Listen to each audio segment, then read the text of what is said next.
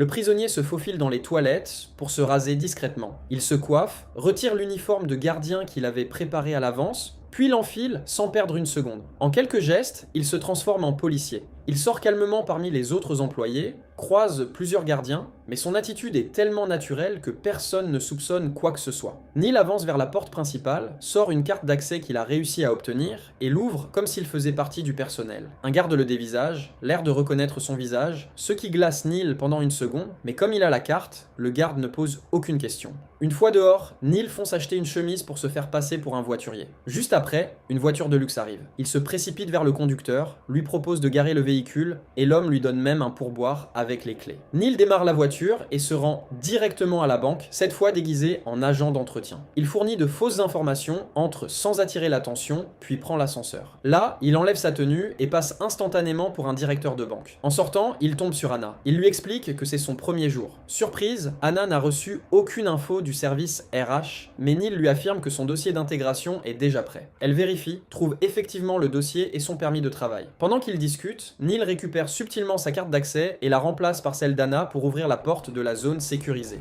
Il avance jusqu'au coffre-fort à combinaison, déchiffre le code en quelques secondes et découvre des centaines de millions en liquide, un jackpot. Mais la mallette qu'il porte est trop petite. Il ne peut emporter que quelques millions. Il referme le coffre,